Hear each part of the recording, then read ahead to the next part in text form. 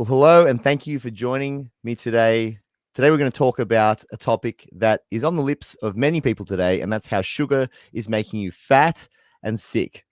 Today, joining me is Dr. Ken Berry. Dr. Berry, thank you so much for joining me today. You're a busy guy. You're an author, but you're an MD talking about this dietary connection to our health. Thank you so much for joining me today. Always a pleasure to chat with you, Doctor. You too. And you know what? I really wanted to kind of start off by going back to, maybe the early days of Dr. Ken Berry's, out there in the world as a medical practitioner, seeing this whole, kind of concept of, sugar and insulin resistance. What were your early perceptions of it all? And how did you start to change what you were thinking about, what your patients were eating and how you were perceiving the effect on their health? Well, during the first few years of my medical career, I didn't think a lot about nutrition at all, to be honest. I wasn't really taught much about nutrition, especially with regards to just the daily management of the average patient. Now, if you're talking about the nutrition for someone in the intensive care unit or in the burn unit, we were taught very well how to replace somebody's nutritional needs intravenously. But when it came to just the feeding of just a normal human that came to the doctor once a year or twice a year, we were taught very little about that. And so I just basically picked up the party line of eat less, move more. And that is truly what I instructed all of my patients to do who were overweight or pre-diabetic or diabetic in my early years. And that's part of the reason I'm doing this social media crusade, if you will, is to try to make up for the damage that I definitely did in the past by giving terrible nutrition advice to my patients.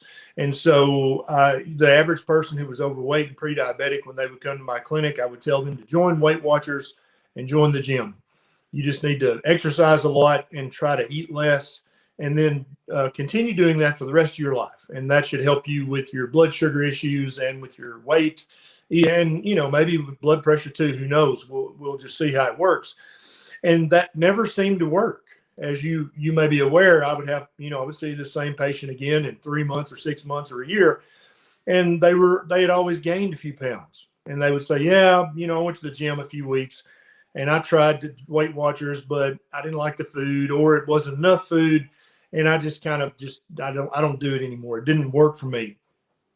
And so I always secretly, mentally accuse my patients of being non-compliant. It's like, well, I know you say you tried, but you probably didn't try, But the problem really popped up a few years into my medical practice when I started to become overweight, then obese, then morbidly obese.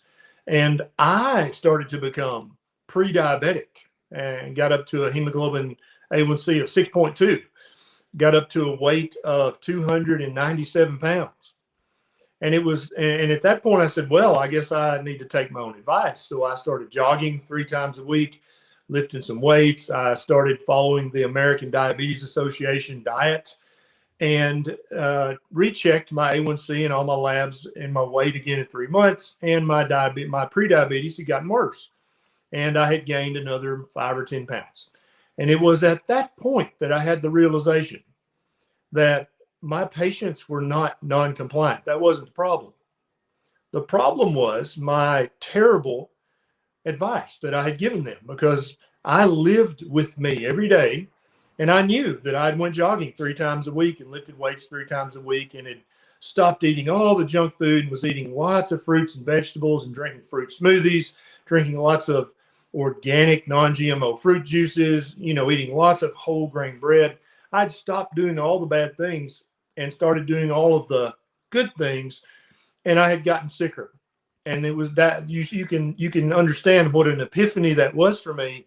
No, dude, your patients aren't fat and lazy and slothful and gluttonous. You're just a bad doctor. You just were giving terrible advice. And so it was at that point I began my journey, trying to discover or rediscover the proper human diet. And that's what I call it now. And I think it's a spectrum of ways of eating. And I think that there is a place on the proper human diet spectrum for every human being on the planet. But one of the basic tenets of a proper human diet is that it is a very low carbohydrate diet. And human beings, from my research into archaeology and paleoanthropology, human beings are low carbohydrate mammals.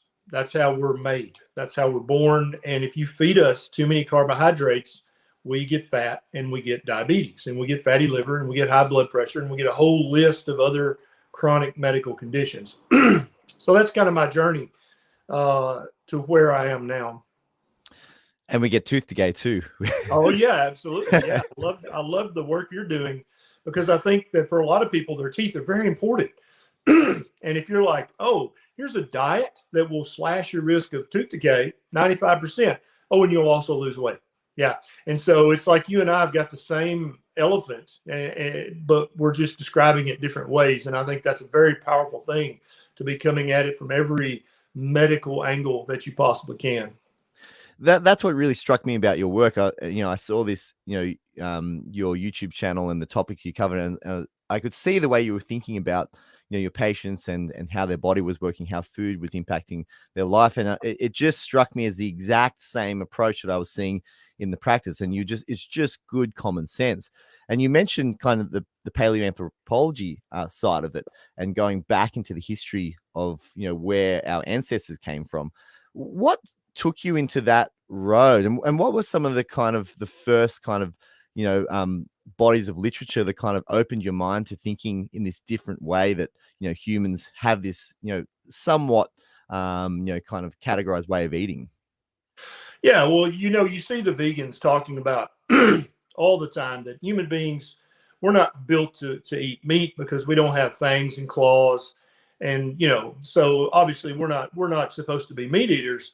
And I listen to all sides of every angle of every story. And so I'm like, well, maybe they got a point there. Let me look into the differences between us and other primates. Let me see if are there differences? Let me look at the differences between me and you and other carnivores on the planet. And so it turns out that we physiologically and anatomically, we have much more in common with the carnivores on the planet than we do with the herbivores or the plant eaters. And it is true, we don't have fangs and claws. Most of us don't. But that's not what makes us the preeminent apex hunter on this planet. We are the best hunter on the planet, hands down, no holds barred. Now, if you put me naked out in the jungle with nothing that the human brain has invented over the eons, I'm in trouble. I'm going to get eaten. That's no doubt about that. But if you allow all the inventions that the human mind, which is the ultimate weapon, right? That's the ultimate weapon. You don't need claws and fangs if you have a brain like ours. If you give me all the inventions that all of my ancestors came up with through the eons, I'm going to be fine in the jungle. It's the other animals who are now in danger. And so when I really started looking at the differences, and so that took me into mammalogy. And so I started studying all the comparative anatomy of the different mammals. And that took me into anthropology. And then that took me to paleoanthropology, which is a rich source. If you're really looking at how human beings should eat, paleoanthropology, that they've known for decades that for the last 2 million years, our direct ancestors, and so I'm not talking about some weird little hominoid species that, is extinct now. I'm talking about your direct ancestors, the people that had people that had people that had people that had you. That's who I'm talking about, and that's who we're studying in paleoanthropology. And they've known for decades that when you look at the stable isotope analysis data, when you look at the tooth wear, and very well the dental decay before 25,000 years ago, there essentially was none back when we were meat eaters, right? And so when you come from a direct lineage of people of mammals who have eaten, who have been super carnivore, which means more than 70% of their diet was fatty meat for 2 to 3 million years. Then for somebody to say, well, we shouldn't eat meat, or meat's bad for you, or meat gives you heart disease, or meat gives you cancer, immediately you see how that throws up red flags all over the place. Now, if we had just started eating meat 200 or 300 years ago, then that might be a viable argument. But when you say, yeah, we've only been eating meat for over 2 million years, our direct ancestors have, then you better have some strong evidence that meat is somehow bad or dangerous or not an ancestral human food, or I'm just going to laugh at you after all I've learned in the paleoanthropological literature. And so that at that point, I realized that our gut is exceedingly different from the gut of a chimpanzee or a gorilla. And people love to talk about that chimpanzees are our closest living relatives, right? But that's a very bad way to put it, because it makes it sound like we're very closely related, and we only diverged a small while ago. And I think the proper way to say that is that chimpanzees are our least distant relatives, but yet they are very, very distant from us. We diverged our family trees about 6 million years ago. And so calling them close relatives, I think, is a misnomer. I think it makes people misunderstand. There are connections and there are similarities, but we've had 6 million years to evolve outside of the chimpanzee line from our common heritage. And that's a long time. Even in paleoanthropology, that's a long time. And so during that time, we have developed a much longer small intestine, much larger small intestine, and theirs got smaller. We've developed a much smaller large intestine, and theirs has gotten much bigger. And we have developed one of the most acidic stomach pHs in the mammalian world, and theirs is not much less acidic than ours. And so when you start looking at these anatomical differences and these physiological differences, you quickly realize that the fact that we don't have claws and fangs, that's window dressing, that's theater. That doesn't prove anything. But when you start talking about the length of our small intestine and why it's so long, and the acidity of our stomach and why it's so acidic, and then you start looking at the paleoanthropological data on why that is, it becomes very, very clear that human beings are meat eaters. We have been meat eaters for millions of years, and we should continue to be meat eaters. Over the last 25,000 years, we've had very, very tiny evolutionary changes in some of our enzymes. And so some people are more able to break down and digest amylase with their salivary amylase.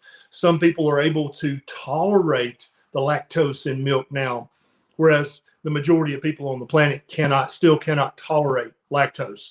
They're lactose intolerant. And so we've had these little minuscule biochemical changes along the evolutionary road, but nothing has changed about us versus how we were 200,000 years ago. And when you look at the skulls from 200,000-year-old fossils, the first thing you notice is their dentition is pristine. You've seen that multiple times. They might have one cavity, maybe a tiny little stage 1 cavity, but there is no evidence of severe tooth decay. There is no evidence of dental abscesses. And so I think that's very telling as to what we should be eating and what we should be avoiding.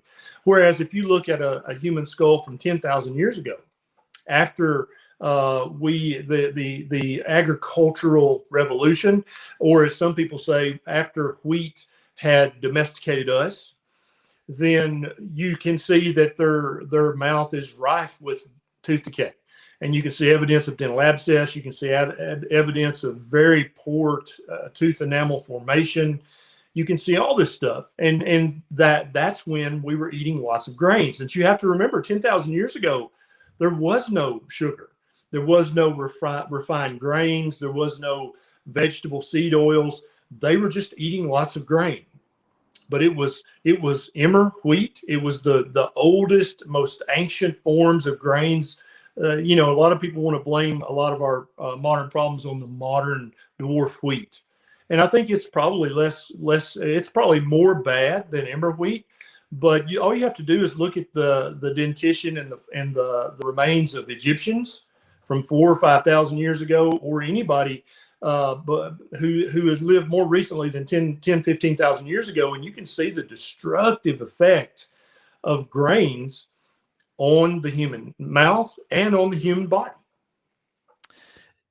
It makes so much sense, doesn't it, when you kind of just lay it out in terms of a nice timeline, and you're talking about, 10,000 years is a very small snippet in human history, and so the things that we're observing today, and when you're talking about the agricultural revolution, we see these issues start to pop up, but then the idea that how much this is accelerated into our modern day, it's just really, it's quite concerning when you kind of lay it out with these kind of good foundations. And the anthropologists, they really do laugh. I remember the first time I was first inquiring into these, where dental diseases come from in terms of human history, and they just laugh and they said it doesn't happen. And that to me was such a watershed moment where I realized, hang on, this is really, really important. We need to understand what human health is and how we kind of redirect back to this ancestral connection to what we eat, and how our bodies are supposed to work. So look, Dr. Berry, take us back into your perspective as a doctor. So we're going, we understand now where we came from. What are you seeing today in terms of what people are experiencing in terms of symptoms eating a modern diet? How are their bodies reacting to this? How are they presenting to you? So if we accept the presumption that human beings are by design low carbohydrate mammals, then we would expect to see, if you overfed a human too many carbohydrates on a daily basis, chronically for years and years, we would expect to see chronically high blood sugar levels. We would expect to see chronically high insulin levels. We would expect to see chronically high levels of inappropriate chronic inflammation. And indeed, that's exactly what we do see. We would expect to see autoimmune confusion, so that the body would be so misled by all this random inappropriate inflammation in the body that it starts actually attacking parts of your own body. And indeed, we have epidemics of multiple autoimmune diseases, don't we? And so I think all you have to do is just look at the headlines and what are the big medical problems now? It's obesity, it's diabetes, it's fatty liver, it's hypertension, it's autoimmune conditions, it's chronic inflammation, chronic pain, chronic fatigue, all of the things that you would expect to see if you took this mammal, Homo sapiens sapien, and you didn't feed it a species appropriate diet, a proper human diet. You fed it too many carbohydrates, and all of the carbohydrates you were feeding this mammal were nutrient void, but just almost depleted of any meaningful nutrition.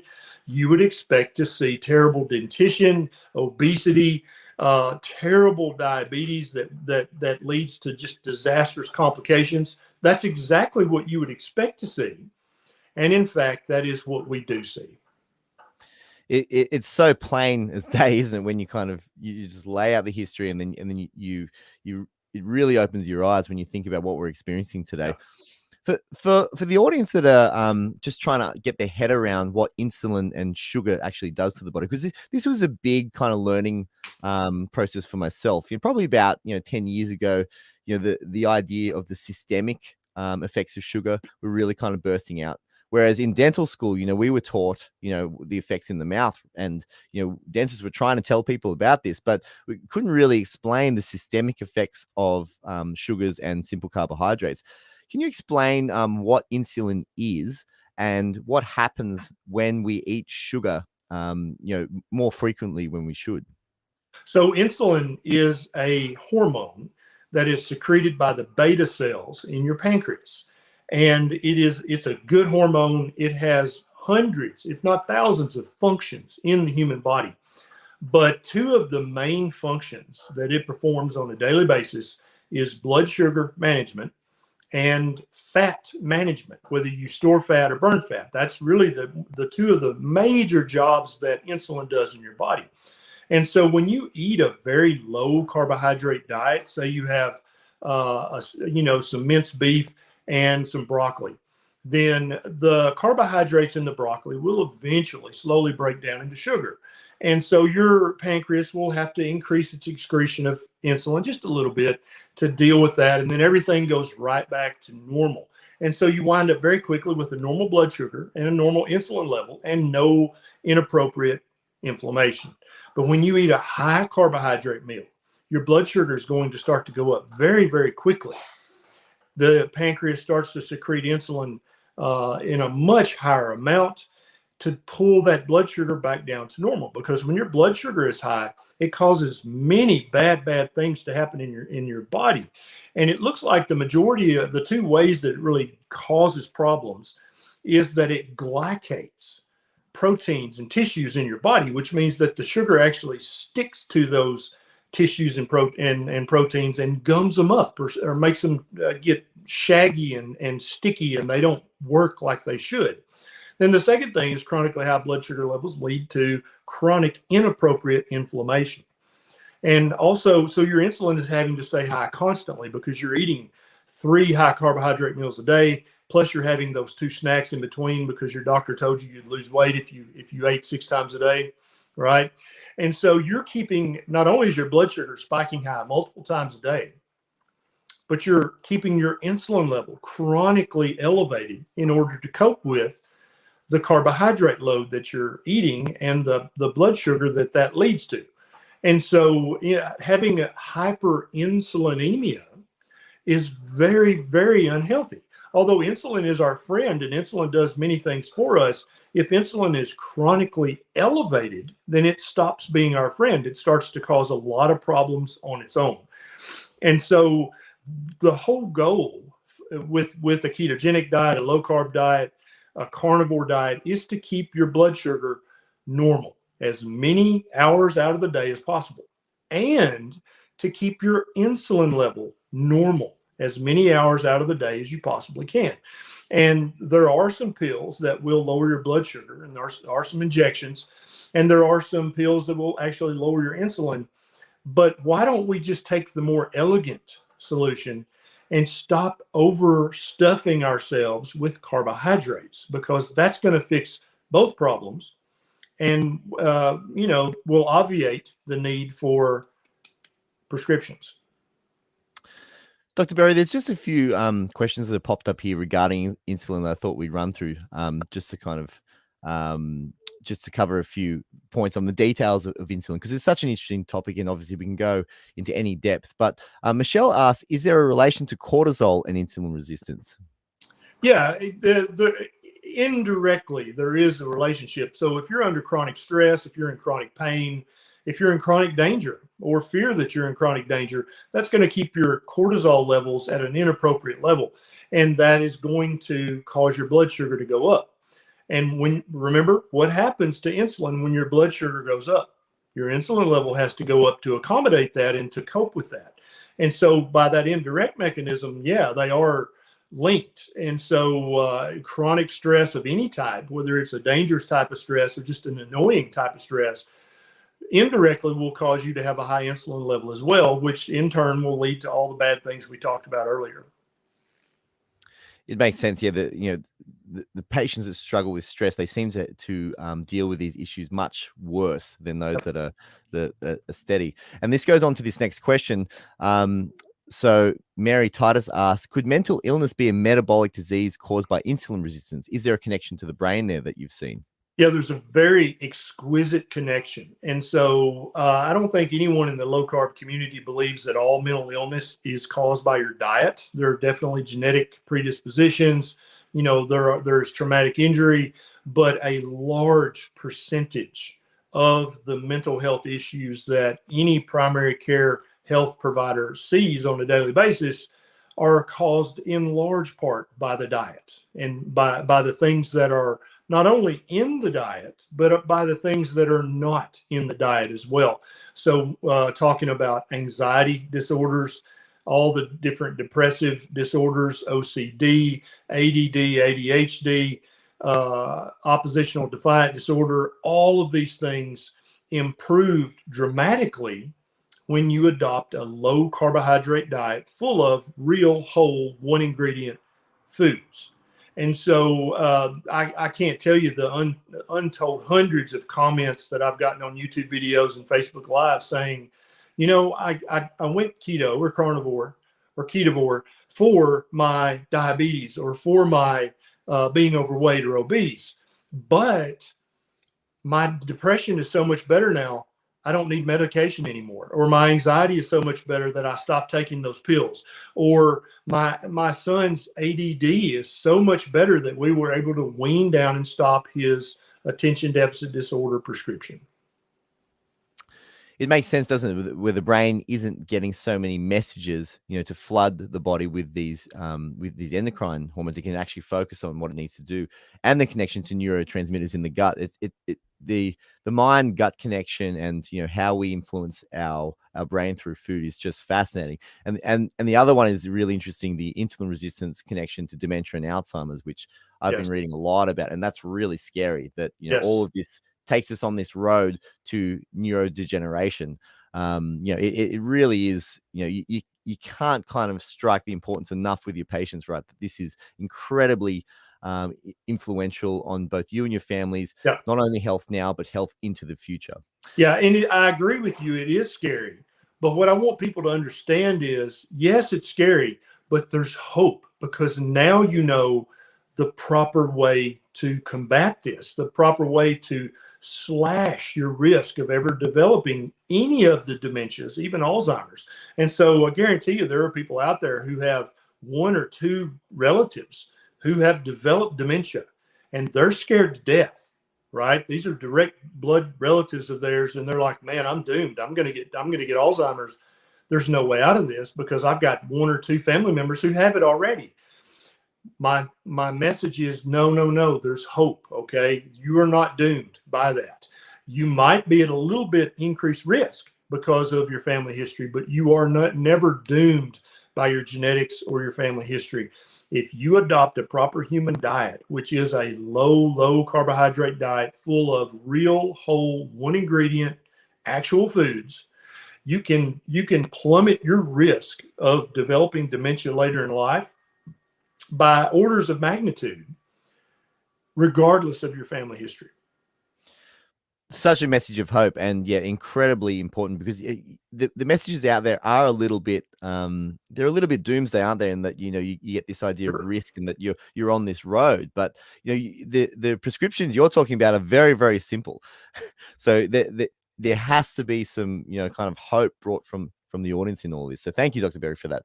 But look, let's go back to your own diet, and when you took yourself to, it was as pre-diabetes, you said. How were you eating, and what were you obviously perceiving as healthy, and how would you say, just to help people kind of see the foods that are taking them on this road to insulin resistance?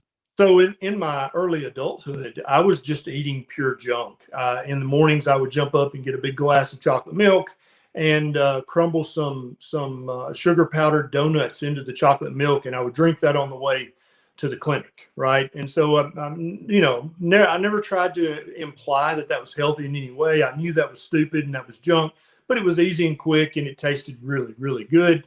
And so I did that. But when I started to develop being overweight and obesity, and then ultimately morbid obesity, I said, whoa, I got to stop this, right? Because I think that in the country, in the U.S., it's probably a lot like in Australia. We're a very common sense people. 1 + 1 is 2, whether you like it or not, right? And if a guy's car won't start, you're not going to take mechanic advice from him, right? And so if you go and you walk in the room and here's this fat doctor, and he proceeds to try to give you information on how to lose weight, you're going to be like, okay, doc. And so that's the patients I was up against. And I thought, well, I can't be fat. Now I can't, because these people, they'll eat me up. And so that's when I switched to the whole grain breads, and I gave up my sugar donuts, and I gave up my chocolate milk, and I started drinking skim chocolate milk, and I started eating lots of whole grain bagels and bread, and whole grain pasta. And I started drinking a fruit smoothie every morning, right before work, instead of my chocolate milk and powdered donuts. And I started eating lots of fruits and vegetables. And any meat that I ate was very lean, like chicken breast with no skin. And like I said earlier, after 3 months of that, my A1C had actually went up. and I'd actually gained 5 or 10 more pounds. And so that's one of the biggest things that I would want people to understand is just because you're trying to do better doesn't mean you are doing better. And so many people go to their doctor and they give the same stupid advice I did. Oh, eat less and move more, eat lots of fruits and vegetables and eat lean meat and try to push away from the table before you're full. And that's not going to work. It might work for a month or two, but it's never going to work long term because you're basically starving yourself. And so you just told the patient to starve themselves for the rest of their life. That's the solution. That's not a solution, right? And so patients, they go from eating their chocolate milk and powdered donuts to drinking a fruit smoothie and eating whole grain bagels with fat-free cream cheese. And in their mind, they are doing better, right? But here's the problem. They've been misled because they're not doing any better. If you added up the macros of that meal, it's exactly the same. There's just as much sugar, there's just as much grains, there's just as much vegetable oils. There's no real nutrition in either one of those things. And so I think so many people become discouraged and just say, screw it. I don't know what to do. Obviously, my doctor doesn't know what to do because I tried that and that didn't work. Screw it. I'll just have the chocolate milk and sugar donuts.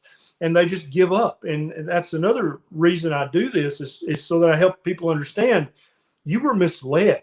You didn't actually try to do better. You tried to do better, but you weren't actually doing better. So it's predictable that you failed. And so rather than people looking at this and going, well, there's just no answer. I've tried everything. I try to say humbly, no, you haven't tried everything. You tried what your doctor said, but your doctor gave you stupid advice, just like I used to give.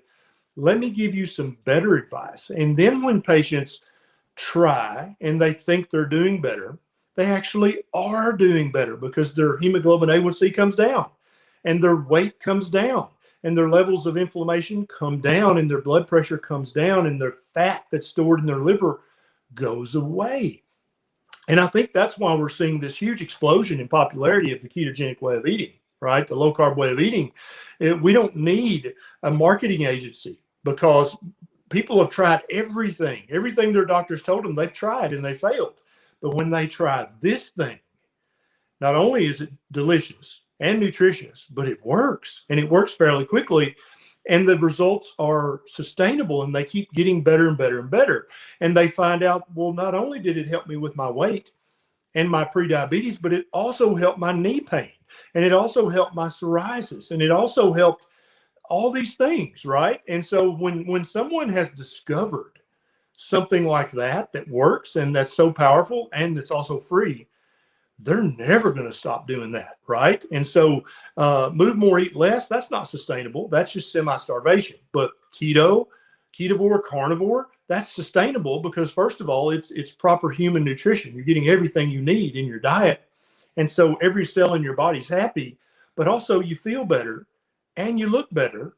And most likely you're going to live longer. Who wouldn't want to do that for the rest of their life?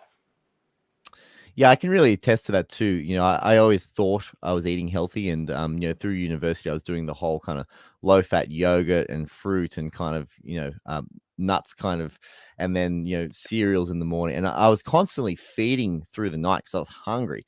And I look back to it now, and my hormones and my hunger cycle was completely out. And as soon as I read about Weston A. Price and I found this kind of connection to ancestral diets, my body just changed. It was a week or so, but it was a little bit violent, but I could feel everything starting to recalculate, and it was like I'd actually had a meal and I'd fed myself again. It's a really kind of it's quite a crazy process to go through yourself, but as soon as it happens, you just realize the lights come on and then you're there. It's pretty amazing. Yes. Dr. Berry, for those in this kind of space who are trying to understand where they're at and whether their diets are pushing them into the realms of pre-diabetes, can you explain some of the blood measures we've talked about, the H1AC, and some of the blood sugar measurements that they should be keeping an eye on and what they should be looking out for and maybe talking to their doctor about? Yeah, definitely. So probably the most common lab result that everybody's familiar with is your blood sugar or blood glucose level. And this is a test that most every doctor is going to check at least once a year. But the problem is that even if you could be a severe type 2 diabetic or have severe pre-diabetes, and your fasting blood sugar can still be normal. And most people don't know that. And indeed, many doctors don't know that. They think that blood sugar is going to be high, but you can have a hemoglobin A1C of 7 or 8 and have a normal fasting blood sugar. And that's why I tell every adult to ask their doctor, if you're over the age of 35 or 40, you need an HbA1c at least once a year. And so when the doctor checks your blood glucose, it's normal. But when your doctor checks your HbA1c, oh, it's elevated. Now, so we talked earlier about glycation, how the sugar sticks to your tissues and to your organs. Hemoglobin A1c stands for glycosylated hemoglobin. That's what it is, right? And so it's glycated hemoglobin that the sugar has stuck to the red blood cell, and now we can detect that with this lab value. And so if this person is having blood sugar spikes after every meal, but yet their fasting blood sugar is normal, the hemoglobin A1c is going to pick that up, right? And that's why it's such a powerful test. So gently, lovingly demand your physician to check an HbA1c. If you're over 30, 35, 40 years of age, you need that number at least once a year so that you know if you're eating too many carbohydrates or not. Another great test is a C-peptide. This is a very good proxy marker for how much insulin your pancreas is having to secrete every day. It's hard to measure insulin directly because it changes from minute to minute. You can check a fasting insulin level, and that's a pretty good indicator if your pancreas is having to work too hard. You can check it any time of day. You don't have to be fasting to check it to get some idea of whether this person is hyperinsulinemic. And you may hear people talk about insulin resistance, and that is a thing, and that's something that we talk about. But hyperinsulinemia, I love that term way better because it tells you, first of all, insulin resistance, I'm resistant to my insulin, but I don't understand, how does that help me? But hyperinsulinemia, your insulin level is too high. And so a common question would be, well, what made it so high? Well, and then we go back to the blood sugar, right? So immediately it becomes obvious what the patient needs to do to correct their hyperinsulinemia. If they're fasting insulin or their C-peptide is elevated, they have hyperinsulinemia. And the way that they're going to fix that is to lower their blood sugar. How are they going to fix that? By eating fewer total carbohydrates during their daily life. And so when you phrase this stuff properly, people are like, oh, okay, I get it. It's just like type 2 diabetes. I think it's misnamed. I think it should be called chronic carbohydrate overdose syndrome. Just imagine if you called type 2 diabetes chronic carbohydrate overdose syndrome. People would immediately go, so I'm overdosing on carbohydrates? Yes, you are. So I need to eat fewer carbohydrates? Yes, you do. You see, the patient, they fix their own problem. They didn't even need a doctor if you call the condition what it actually is. But type 2 diabetes, you're like, oh gosh, I guess must be genetic. I don't know. Not my fault. I can't change anything. I'm just stuck with it. But chronic carbohydrate overdose syndrome, you can fix that, and you don't even need your doctor to do it. I love that, and I love that, a simple renaming of a condition would really kind of change a lot of perceptions around the very simple solutions out there that people can do. Gum disease is one that I feel that needs to go under this banner as well, and obviously connected. People with insulin resistance, you see it in their gums. They are literally kind of spitting blood out onto the onto the tray, and their body is just inflamed. And Yep. the dental profession, they're trying to control the inflammation in the mouth, and it doesn't work. And then in 6, 12 months, these patients are going down the road to losing their teeth because no one's talking to them about how to control the inflammation through the body. Yep. And it's really that simple, and it's crazy that that connection hasn't been better made. But it's great that you're putting this message out there and simplifying it for people. Yeah, and that's something that I also suffered from back before I started a very, very low carbohydrate diet. I had receding gums, and I had mild to moderate gingivitis, and definitely after every time I brushed my teeth or flossed, there was always blood in the sink every time. And so when I first started talking about keto, I talk to my patients about it for use as a short-term weight loss hack. I had no idea the can of worms that I was opening when I started going down this low carbohydrate pathway, right?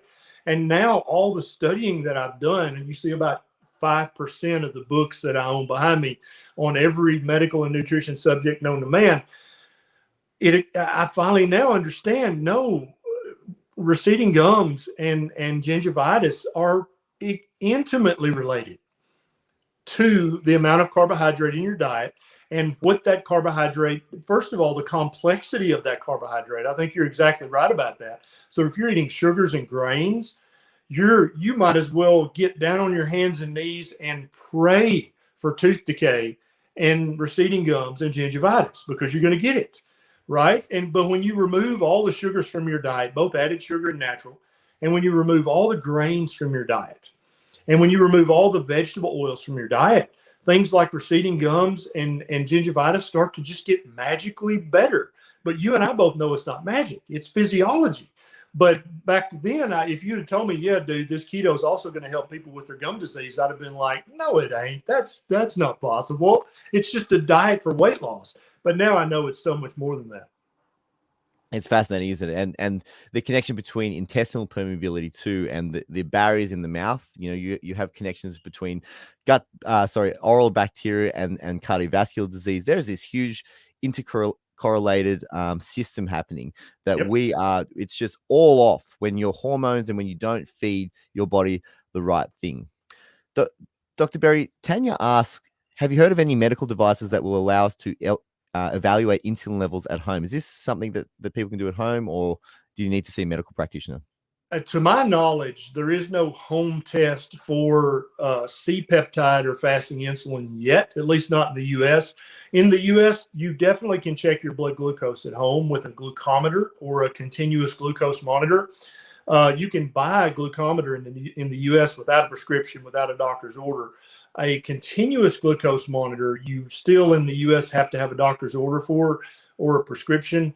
There are online lab companies, at least in the U.S., where you can have your C-peptide and fasting insulin checked. I'm not sure about in other countries, but in the U.S., you definitely can do that without a doctor's order.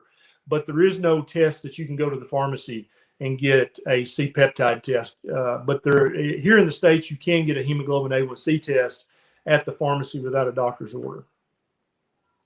Dr. Berry, we mentioned a little bit earlier some of the effects, and we talked about the liver. And so fatty liver disease, I feel there's a lot of misconception about that. Can you explain how sugar can lead to certain liver diseases and what's causing this rise in non-alcoholic fatty liver disease? Yeah, and so again, the name non-alcoholic fatty liver disease doesn't tell you what causes it, doesn't tell you what to do about it, right? And so actually, I just made a YouTube video about this a few weeks ago. There are hepatologists now who are beginning to call NAFLD metabolic associated fatty liver disease. Now, do you see how that helps immediately? You're like, so it's my metabolism. Something's wrong with it. What's wrong with my metabolism? And then there you go down the rabbit hole. So I'm so happy to see that I'm not the only doctor in the world who's saying, hey, let's rename all this stuff based on what causes it and what makes it better. So when you're talking about metabolic associated alcoholic or fatty liver disease, which is completely different from alcoholic fatty liver disease, it's caused by eating too many carbohydrates. It's caused by eating too much sugar, especially fructose. Fructose has to be metabolized in a completely different way from glucose and from galactose from dairy. It has its own special pathway. And if you eat a high load of fructose, and that can be from high fructose corn syrup from soft drinks, but it can also be from drinking organic, fresh squeezed, non-GMO fruit juice as well. So many young parents think that fruit juice is healthy and they give it to their kids. And then a few years later, we've got an epidemic of pediatric fatty liver disease, right? And it's from all the grains, it's from all the fruit juices and all the fruit smoothies and all the also, and definitely the Coke and Pepsi, no doubt about that. Yeah, they're definitely part of the problem. And so when you remove the sugars from the diet, both added and natural, fatty liver goes away within weeks. because your body does not want to store fat in your liver. That's one of the most dangerous places it can store fat. But when you're drinking or eating a high load of fructose, it has to do that. It has nowhere else to put it. It doesn't have time to move it for storage. And so when you stop the sugar and stop the fructose, within weeks, your body burns that fat and gets rid of it, because it's very dangerous to have fatty liver, because it's going to lead to eventually steatohepatitis, and then cirrhosis, and then ultimately liver failure. And so that's not a road you want to go down. And so if you've been diagnosed with fatty liver, I've got several YouTube videos that'll help you understand just the step-by-step what to do. But again, there's hope. You can completely reverse your fatty liver by following a very, very low carbohydrate diet. And are there some tests that you would recommend people, ask their doctor about to see how their liver is functioning? Yeah. So you definitely want to get a complete metabolic panel. Many doctors, when you go for your annual checkup, they just check a basic metabolic panel, which checks a few of your electrolytes, your blood sugar, and a little bit of your kidney function. It doesn't even check the liver whatsoever. But then so many of those doctors will call the patient next week and say, hey, we checked all your blood work. Everything's fine. I'll see you again next week or next year. But they didn't even check their liver at all. There was not a single liver test in the panel that they ordered. And so a complete metabolic panel, or a comprehensive metabolic panel, is going to include also an AST and an ALT and an ALP, all of which look directly at the liver or biliary metabolism. I would also encourage people to ask for a GGT, gamma glutamyl transferase, which is also another great way of looking at liver function and looking at some other function in the body as well. But those few tests are going to give you a lot of information about your fatty liver. And then also, anyone who has high triglycerides, that's another dead giveaway that you're eating too many carbohydrates, and that you either have fatty liver or you're well on your way to acquiring fatty liver disease. Just on that, because I get this question so many times. People, you mentioned the fruit juice, but the pathway that fructose has to be metabolized through the body is through the liver, isn't it? And one of the byproducts are these triglycerides. Yep. And so what's happening in the body when you're putting fruit sugars and that have to go through the liver? Yeah, you're flooding your body with triglycerides, and so you're going to wind up with hypertriglyceridemia.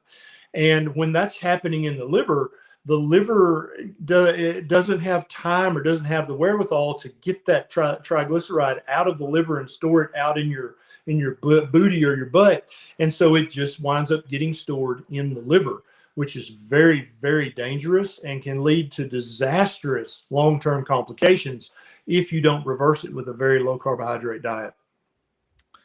Makes a lot of sense. And it's a big misconception out there that people think that fruit sugar is healthier compared to normal table sugar. Yeah. And then every now and then, every so often I'll tweet, this is fructose from a Coca-Cola and the molecule, right? And this is fructose from fresh squeezed non-GMO orange juice. Can you spot the difference? And I'll have people just looking at this tweet, trying to figure out what's the difference. And then somebody's like, there's not a difference, is there? I'm like, no, they're exactly the same molecule, and your body has to handle both of them exactly the same. There's nothing magical about the fructose that comes from fruit juice.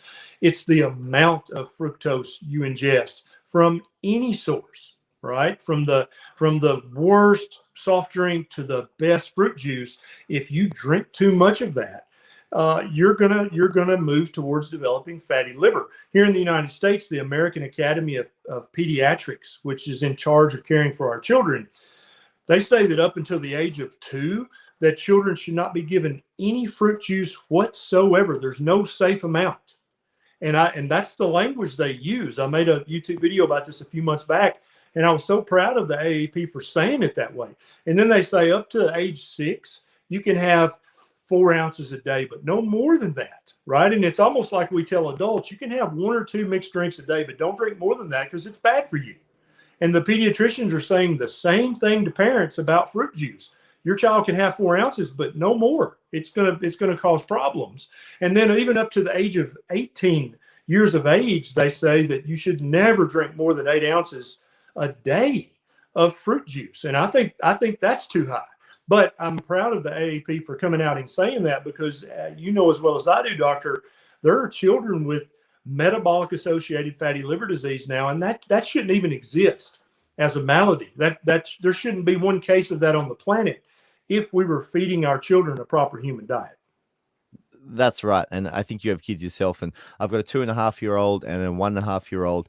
They both haven't touched a piece of fruit. I'm not saying you have to go that, that heavy, but, just you can tell kids are very malleable in these early stages, and if their taste buds don't, go to those kind of sweet, kind of simple carbohydrate foods, they never really perceive that it's a human need. So Yep. I think these readjustments of our perceptions of what we give our children are really important. So it's great you brought that up. Yeah, I totally agree. Dr. Berry, a lot of people report when they eat too many carbohydrates, they feel hungry and they feel like they crave these kind of things. Can you describe what leptin does in the body and what happens with insulin and potential problems with that? Yeah, I think there's three things going on when somebody's craving a high carbohydrate, usually a sweet thing, but it doesn't have to be sweet. People crave Doritos, right? They crave all kinds of things that seem to be more savory than sweet, but it all comes down to the total carbohydrate count. And so when you eat a high carbohydrate load, whether it tastes sweet or whether it tastes savory, you're spiking the blood sugar, as we spoke about earlier, and you're spiking the insulin.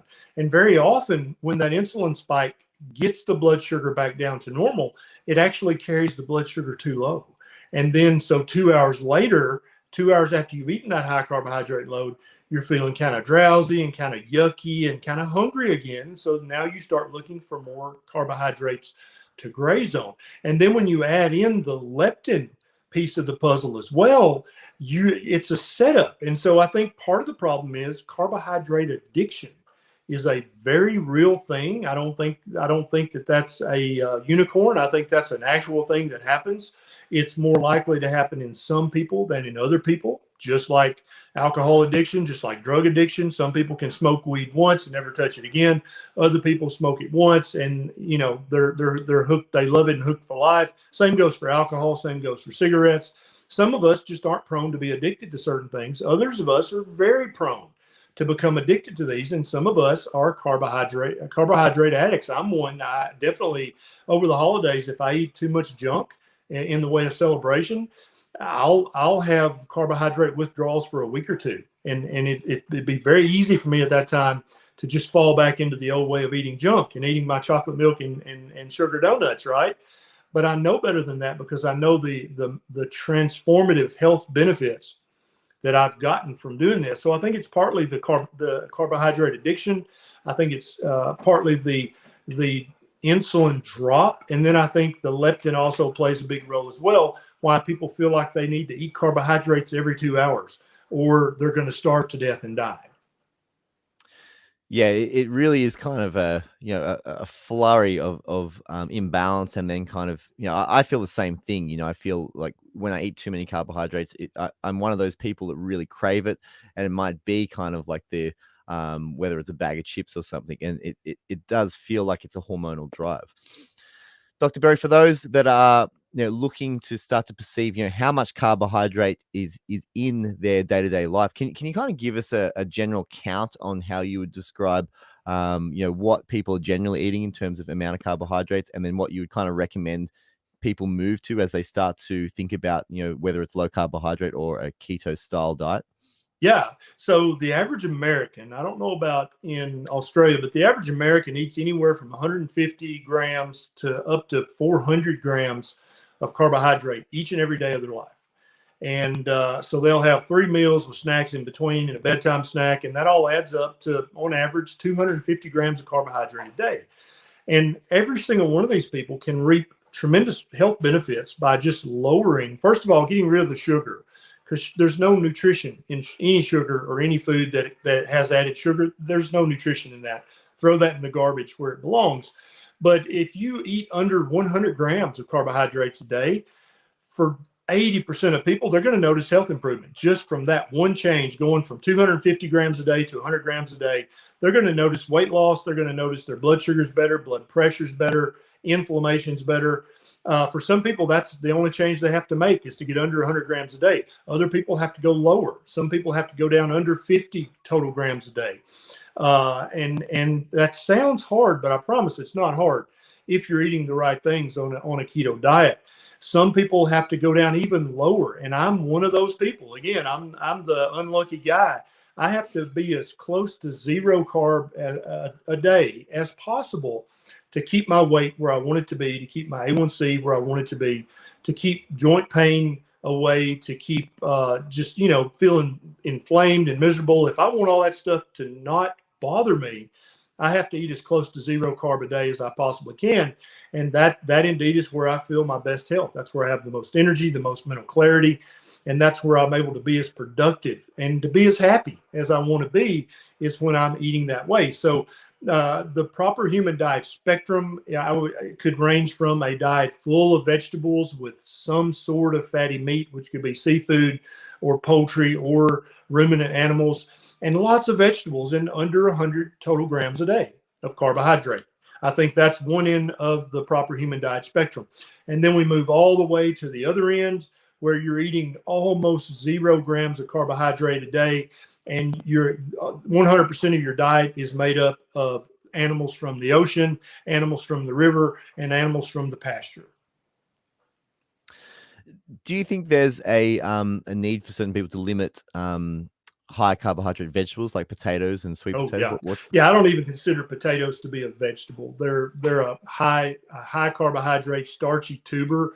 A good rule of thumb for most people, if you're just starting out, is if it grows under the ground, it's gonna be high carb, it's gonna be too starchy, and it's gonna spike your blood sugar and lead to all the problems we talked about earlier. Focus on eating above ground vegetables, and even some of those. And so I would encourage somebody to download one of the carb counters. There's multiple apps on your phone or on your laptop where you can just type in a food and it'll tell you exactly, you're going to eat 4 ounces of it, it's got this many carbohydrates. And that way, and you can keep accounts. And because most of us aren't nutritionists or dietitians, we didn't go to school, we don't know how many grams of carbohydrate are in a hamburger bun. I don't even know right now. I'd have to look it up. But after a few weeks and a few months of eating this way, you just know. You don't have to look it up anymore. So it's not like you have to spend a lifetime journaling and chronicling and looking stuff up. After the 1 or 2 months educational period, you've got this, and you can do keto for the rest of your life and reap all the benefits that come with that. Absolutely. It's such a message of hope, and such a message of applicable hope. I feel, there's a lot of people that are just kind of, they feel like there's no way out for them. And, it's so refreshing to hear a doctor that's kind of walked the walk themselves and then have found the pathway for their patients to go out. Dr. Berry, to round this out, what would you like to see happen in the next 5 years? How would you like this all to change? What do you feel are the most important things that in society we need to get on top of right now, in a broader sense, and to really get this information out there to the next generation? Well, what's going to have to happen is it's going to have to continue to spread word of mouth from friend to friend, from family member to family member, because everyone at the upper levels of government, corporate culture, and even agriculture, it's not like there's some huge conspiracy, but all of those guys, their profit model revolves around the same thing, and that's growing, making, and selling things that are made out of sugar, grains, and vegetable oils. That is the profit model of big food. That's the profit model of big agriculture, right? They grow those 3 things. Then big food turns it into shelf-stable crap that sits in the grocery for 2 years before you buy it. Then we've got big medicine, whose profit model is based on treating those patients who've eaten too much of that stuff, right? And so when I say treating, I don't mean curing or reversing anything. I just mean managing the chronic progressive diseases that go along with eating a diet like that. And then we've got big government overseeing all of these guys. And then don't forget about big pharma back there, whose profit model is based on selling drugs to the people as prescribed by the doctors, right? So all of the biggest corporations in the world, their profit model is derived from sugar, grains, and vegetable oils.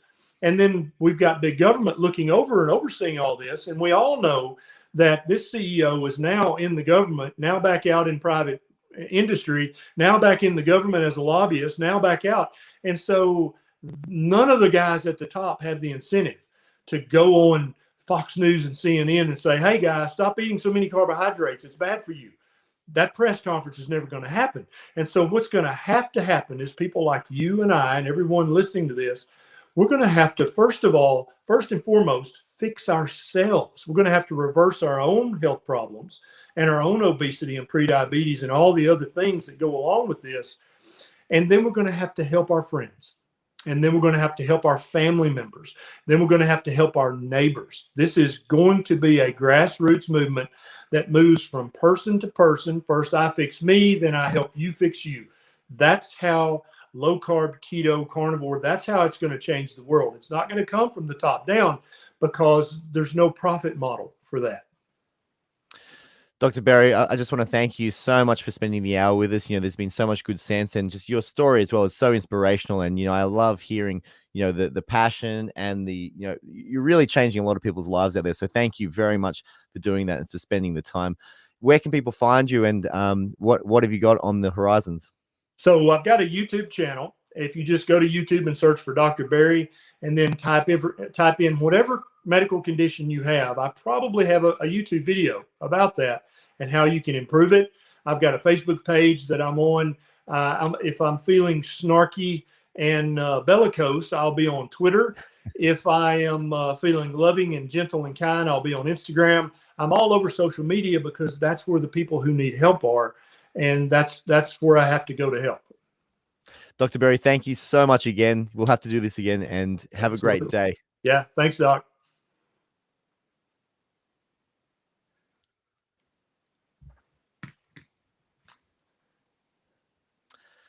Thanks, Doc.